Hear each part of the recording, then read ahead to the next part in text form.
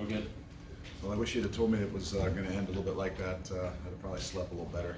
Triple option always, always challenges you in different ways, and that is a different triple option team. And I'm happy to say that we did a really, really good job across the board. And sometimes you don't realize it. We talk about triple option, and you think about our defense, and the reality is it's the whole picture, the ability to kind of do things together because of the limitations as far as how many possessions and different things that you get. And I think our guys really took that to heart. And I think across the board, all in all, we played, obviously it's only game 2, but the most, word I'm looking for, but together football that we've had, and like I said, in game 2, the complementary football that you got to be able to do, I think is where we're going to have to continue to grow to be as good as we can be. And we did it today. Happy and excited about that. But there are some things that it doesn't help you for. Sometimes that triple option stuff doesn't help you on the next couple of weeks. So there's a turn in the page and being able to move on. But I think we answered some questions that maybe we had from last week, and the maturity and how we could handle things. And to me, more than anything, that's what I'm most proud of after this one, is our ability to be mature, to handle the preparation and all that we had to do, and to come out and play like we did. How important was it on that second offensive possession? The first offensive possession blows up in your face, and then they come right back. And even the first offensive possession that blows up on a sack to start with, for us to still move it out to get it to a position where we could obviously punt the ball well, I still thought that was a little bit of the recovery and made me feel better about what we were doing. But then for them to come back the next 3 possessions and really kind of take charge. And the only time after that, we got the PI. The OPI, which is kind of a questionable call on a down the field block that hurt us and stopped us on a drive, and then a turnover. Other than that, I thought offensively, in the first half, we were moving and we felt good, and then the ability to come out the second half obviously was key for us. How happy were you with Ben's accuracy, especially to the sideline? It looked like he was pretty razor sharp accurate. Well, it was good, especially after you don't want guys to get the jitters after last week when you kind of throw one into the field side flat and they take it back. And last week those sudden change situations were probably as much as anything that cost us, and that's connected to both sides of the ball. But really happy to see him as a confidence level. We kind of had an idea that we were going to throw it a little bit. But you know how those guys are at times. They want to take the shots down the field. And I think the best thing that he did and we did all day was take what was there. Sometimes you get antsy and want to take a Tyler Scott or one of those guys down the field. But the accuracy, the ability to continue to move the chains is where we've got to continue to focus. When you get Josh and Lenny involved like you did early, how much does that change? Well, I know for us defensively, it's difficult when people have those 2 tight ends that can do a lot of different things. And I'm sure it's similar to the other people that we play, but they're both guys that bring a lot of different value. I mean, it's not just catching the football, but blocking as well. And their versatility gives us a chance to make people have to play us differently, I think, as an offense. And we're going to continue to grow with those guys. There's opportunities for both of them. Sometimes you say, well, okay, Lenny's the guy that plays inline and Josh the guy that flexes out, and the reality is what makes those guys so good is their ability to do both. And we'll continue to grow with that. I know that Ben loves the big targets, and I know those guys are not just they're part of the passing game, but they're a big part of the running game as well. You mentioned the running game. Charles McClellan had a big day, 10 carries, 66 yards. Talk about what it was like to see a performance like him for stepping in for Ryan. Well, it's good to see kind of back-to-back. I know he may have only ran the ball 10 times for 66 yards, but I thought after last week's performance, him to come back out this week and do what he did, to stay on to some special teams and be as valuable there as he is, just shows you kind of the versatility that he has and how we're going to be able to continue using this entire year. We kind of said we want to figure out who those 2 running backs are, and then you got a third guy, usually. But it is a position that you're going to see probably 3 guys for a majority of the time. And as we continue to move forward, we'll see what kind of roles those guys kind of figure out. But I know that Chuck right now is kind of the guy that's the leader of that pack, and there's a lot of different things he can do for us. Was it important to get Miles back on his feet after? Yeah, young guy always is is. tough. It always is. And I told you guys that camp was the to me, the most difficult thing coming out of the camp was trying to figure out what you had at the running back spot. And it's just, you don't get those challenges of carrying the football in live action that often. And I don't want to say it's growing pains, but a lot of times with young guys, there are some growing pains. And hopefully Miles learned his lesson, that the ability to take care of the football is first and foremost. And I'm just glad he got an opportunity to go back in there and kind of rectify it and come out of the game feeling really good about what he's doing. You said you wanted to answer some questions today about your team. You thought you answered some questions. What do you think you answered? Well, I think first and foremost, it started with just who we are, that us. I mean, you took a tough one on the chin last week, and I'm not lying. I mean, when we came, those guys came in on Sunday with a really, really good attitude. With a lot of guys were banged up. It was a physical football game, and they went out there on a Sunday and really had more focus and attention to detail than I think we'd had in a while, and it kind of showed throughout the entire week.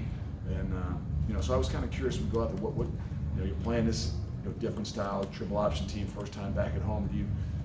Did you humble yourself? Did you challenge yourself?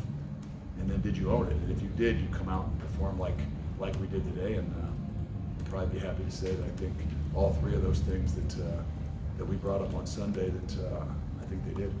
When you played a team like Arkansas, your mistakes were exposed. When you played Kennesaw State, was there any mistakes that maybe weren't exposed that you're really looking forward to addressing this week? Well, we'll see. We've got to break down the film. I think there were some more mistakes in Arkansas that didn't get exposed. That you have to watch it, you see. Today, I don't know. I mean, I'd still obviously be able to play cleaner. The penalties is still one of those things, and I know when you get later in a game, it can get some guys that aren't in the same rhythm, and it can get a little bit sloppy. But those are the kinds of things that we got to continue to focus on.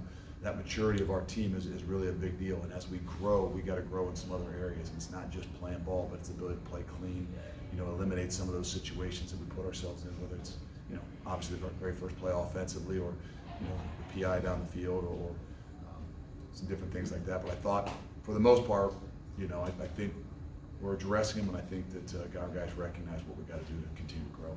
So Evan had the big touchdown run, but he also looked really sharp throwing the football. How hard is it, do you think, for a quarterback to sit and watch and then come in the game right away, come in and make some good throws? Well, it's really hard because you guys always ask about it too, so it doesn't make it any easier. But I kind of said to Jim Kelly afterwards, I said I was really happy that he not only got an opportunity to play, but he got an opportunity to actually do what he can do. And sometimes you get in those situations and you get hamstringed by the coach, and hey, we can only do this, and let's just. And it was great to get him in there to let him kind of do what it is that he can do, show all the different things that he can do, build some confidence in himself as well. And we've seen it, we know it, but to actually go out there and do it and have the opportunity to do it is what's sometimes most difficult. And I tell you what, he played really well. He was sharp, and it wasn't just running the football, it was the ability to throw the ball down the field. I thought really proud of not just the way he played, but the way he's handled this whole thing and his ability to be prepared for when that opportunity comes. It's going to be a great thing for us. Two defensive touchdowns. How cool was it seeing Jabari and Hicks get the win? Well, those kind of eluded us last year. We got our hands on a lot of balls, and I think we like to return them to like the 2-yard line, the 3-yard line, the 1-yard line, the 4-yard line. I think is where we took the balls to this past year, and we had a little thing that I don't think we had a Coleraine guy that knew how to get in the end zone. Coach Combs sweared now that he's back and being a Coleraine guy that the next time the Coleraine guy gets his hands on the ball, he's going in the end zone. So he got it done, and I'm not sure there was anybody out there. Hicks would have had to fall, maybe, but needless to say, we found a way to find the end zone. And I mean, you can't even put a price on how much that just picks you up. And I mean that defensively and all that you do, and the momentum and energy. And like I said, those are two things right there. I don't think we had a defensive touchdown last year, and to come up with two in a game like this is really big. Malik goes. Speaking of the Coleraine guys, another big game for Ivan Pace today.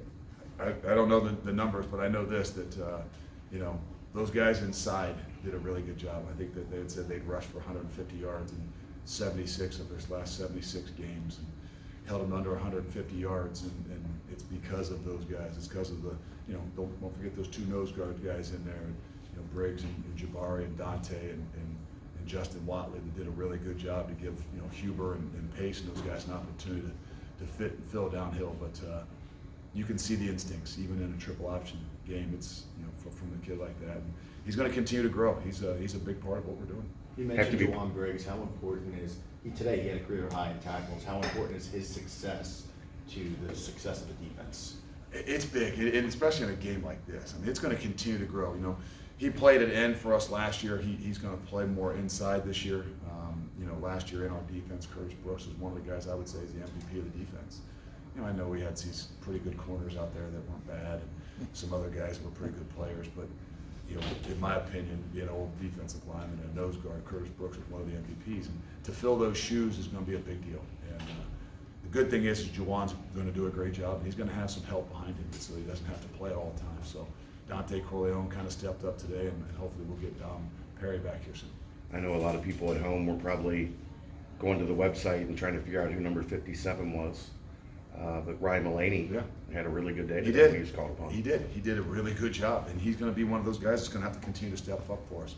You know, we've kind of said that. I really feel good about, you know, the way we play with some of our 3 defensive linemen stuff.